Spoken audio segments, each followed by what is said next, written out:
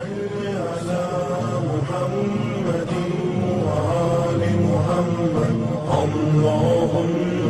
باللہ من الشیطان الرجیم بسم اللہ الرحمن الرحیم۔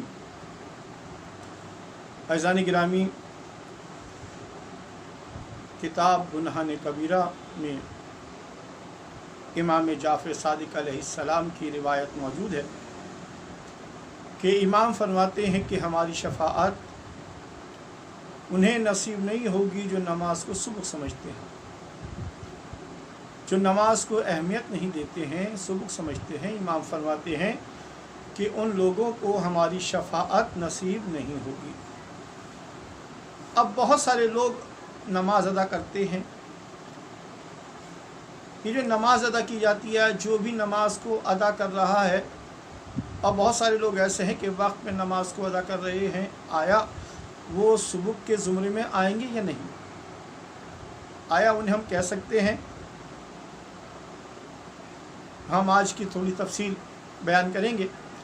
عزیزان گرامی، دیکھیں، جب انسان نماز کو ادا کرتا ہے، اور جب کوئی بھی انسان نماز کو اس کے قواعد کے مطابق ادا کرتا ہے، 5 وقت کی نماز کو وقت کے ساتھ ادا کرتا ہے، اسے اہمیت دیتا ہے، تو آپ یقین جان لیں جو بھی وقت پہ نماز کو ادا کرتا ہے، نماز کو اہمیت دیتا ہے، تو وہ انسان کیا کام کرتا ہے؟ وہ دراصل شیطان کو ذلیل و رسوا کر رہا ہوتا ہے، وہ شیطان کو ضعیف سے ضعیف کر رہا ہوتا ہے اور اپنے آپ کو قوی سے قوی کر رہا ہوتا ہے۔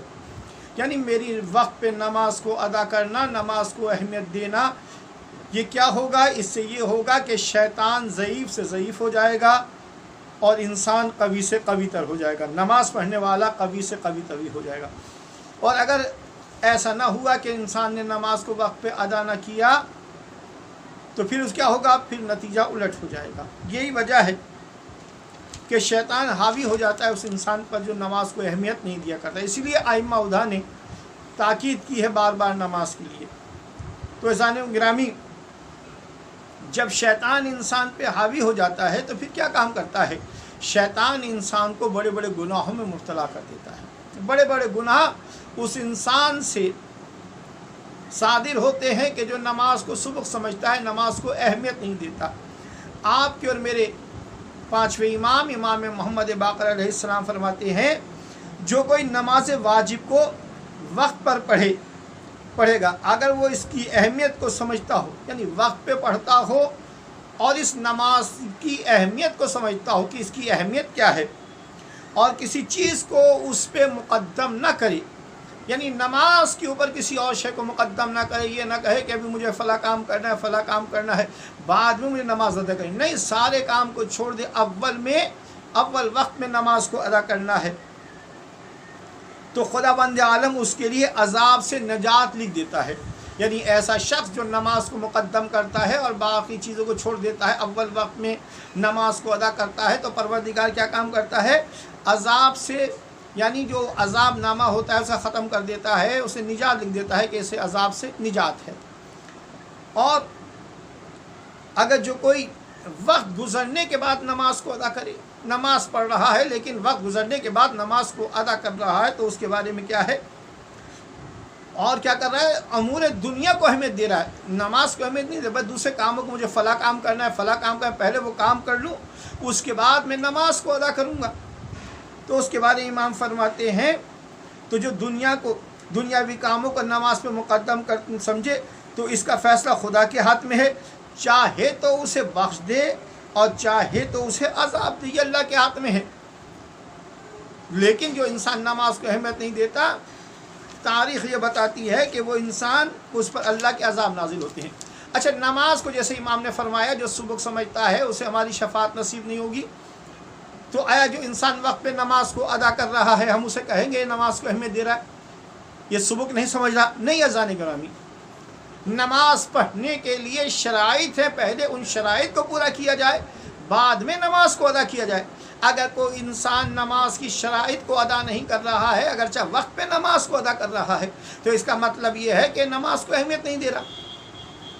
जैसे कि मिसाल के तौर पर एक आदमी लिबास पहनकर लिबास पर पढ़ रहा है, वक्त पर नमाज पढ़ रहा है, लेकिन जो लिबास जिस लिबास में वो नमाज को अदा कर रहा है उसे पता ही नहीं है, यानी वो इस चीज़ के इस बारे में फ़िक्रमंद ही नहीं है कि ये मेरा लिबास ग़स्बी है या नहीं, आया इसके ऊपर जो हकूक़ थे वो मैंने हकूक़ अदा कर दिए हैं कि नहीं, आया ऐसा इंसान जो ग़स्बी नमाज के अंदर नमाज को अदा करे, ये वो शख्स है कि जानता है लेकिन फिर भी लिबास को तब्दील नहीं करता है, ग़स्बी लिबास में नमाज पढ़ रहा है, तो ऐसा इंसान वो जो नमाज को सुबह समझता है। एक इसी तरह इंसान के जो ग़स्बी जगह पे नमाज को अदा कर रहा है, चाहे वक्त पे नमाज को अदा करे, इसने नमाज की शराइत को अदा नहीं किया है, तो इंसान को इसको भी कहा जाएगा ये वो इंसान है जो नमाज को सुबह समझ रहा है।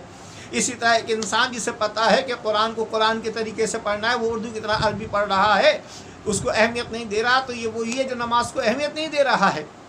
इसी तरह एक इंसान है कि जो आप देखते हैं कि जब नमाज पढ़ते हुए उसकी तवज्जो नमाज के अंदर नहीं है, कभी कोई चीज़ आती है, कभी कोई चीज़ जहन में आती है, तो ये वो इंसान है अव्वल वक्त में नमाज पढ़ रहा है, लेकिन उसके बावजूद भी इसकी नमाज सुबह नमाज है, ये नमाज को अहमियत नहीं दे रहा, क्योंकि जानता है उसके बावजूद भी उसकी रियायत नहीं कर रहा, उसका ख्याल नहीं कर रहा। तो ऐसा इंसान आया, ये वो इंसान है हम जिसके बारे में कहें ये नमाज के कवायद का ख्याल रख रहा है, या ये इंसान वो है कि जो नमाज को सुबह नहीं समझ नहीं है। ज़ानी मतलब नमाज को अहमियत देनी है, जो शराइत उसके मुताबिक अदा करना है। इमाम मोहम्मद बाक़र अलैहिस्सलाम फरमाते हैं कि रसूल खुदा सल्लल्लाहु अलैहि वसल्लम बैठे हुए थे, खुलासा बता रहा हूँ रसूल अकरम कि रसूल अकरम बैठे हुए, एक शख्स आया नमाज पढ़ने लगा, और जब नमाज तमाम हो गई तो नमाज जब तमाम हो गई तो अल्लाह के रसूल ने उस नमाज पढ़ने वाले के लिए क्या जुमले कहे।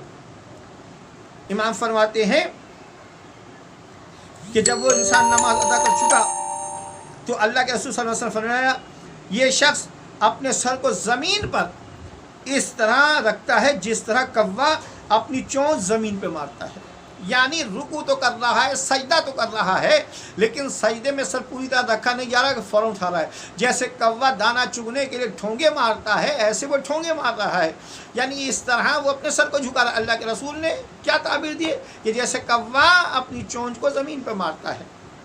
और फिर अल्लाह के रसूल फरमाते हैं अगर ये इस तरह नमाज पढ़ते हुए मर जाए तो वो मेरे दीन पर नहीं मरेगा। अल्लाहु अकबर, यानी इस हालत में इस तरह की कोई नमाज पढ़ते हुए मर जाए तो अल्लाह के रसूल फरमा रहे हैं मेरे दीन पे नहीं मरेगा, यानी या तो यहूदी होगा या ईसाई होगा या हिंदू होगा या कोई और मज़हब का मानने वाला होगा, ये मुसलमानों का इस्लाम का मानने वाला नहीं होगा, रसूल के दीन पे नहीं होगा। क्यों कि नमाज उसकी शक्ल सूरत को बिगाड़ दिया है, उसकी हैयत को बिगाड़ दिया है, अभी सही तरह सर रखा नहीं, कैसे उठा लिया है। और इसी तरह अल्लाह के रसूल इसी किताब गुनहाने कबीरा के अंदर अल्लाह के रसूल फरमाते हैं कि चोरों में सबसे बड़ा चोर वो है कि जो अपनी नमाज में चोरी करे, यानी खुद नमाज में चोरी कर रहा है। आप कहेंगे मौलाना साहब आया कोई नमाज को भी चोरी कर सकता है, लेकिन अल्लाह के रसूल फरमा रहे हैं हाँ कि सबसे बड़ा चोरों में से चोर वो है जो अपनी नमाज को चोरी करता है। या रसूलल्लाह कैसे नमाज को चोरी किया जा सकता है। अल्लाह के रसूल फरमाते हैं किसी ने अर्ज़ किया या रसूल अल्लाह अपनी नमाज किस तरह चोरी हो सकती है, तो अल्लाह के रसूल ने फरमाया कि नमाज के रुकू और सुजूद को सही तरह अंजाम ना दे।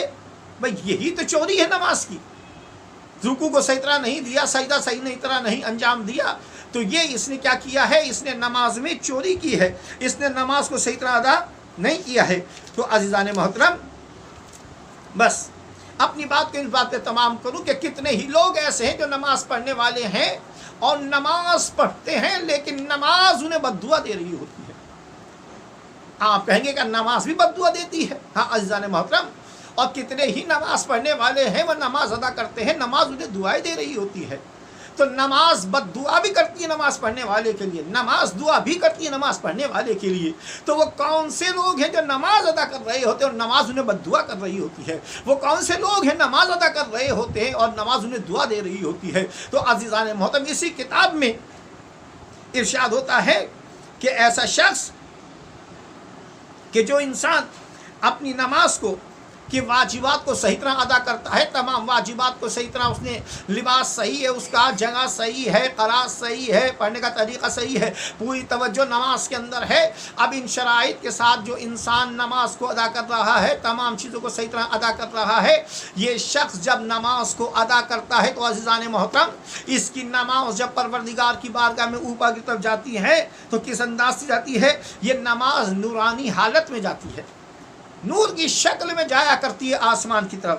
جب یہ آسمان کی طرف جاتی ہے تو آسمان کے دروازے اس کے لیے کھل جاتے ہیں، آسمان کے دروازے اس نماز کے لیے کھل جایا کرتے ہیں، اور نماز کہتی ہے، یہ نماز کہہ رہی ہوتی ہے جب آسمان کے دروازے اس کے لیے کھل جاتے ہیں تو نماز کہتی ہے کیا؟ تو نے میری حفاظت کی، خدا تمہاری حفاظت کرے، یعنی تو نے پڑھنے والے میری حفاظت کی، اللہ تیری حفاظت کرے۔ اور ملائکہ کہتے، کیا کہتے ہیں ملائکہ؟ خدا بند اعلیٰ، خدا کی بند عالم کی بارگاہ میں ملائکہ کہتے ہیں کہ صلاۃ اور رحمت ہو، یعنی صلوات اور رحمت ہو کس کے اوپر؟ اس انسان کے اوپر جو نماز کو اس طرح ادا کرنے والا ہے۔ اور ایک انسان وہ ہے کہ جو نماز کو اس کے قواعد کے مطابق، شرائط کے مطابق ادا نہیں کرتا۔ جب وہ نماز کو ادا کرتا ہے، نماز جب جاتی ہے تو کس انداز سے جاتی ہے؟ وہ تاریک حالت میں جاتی ہے، وہ نورانی حالت میں نہیں جاتی، وہ تاریک حالت میں اوپر کی طرف جاتی ہے۔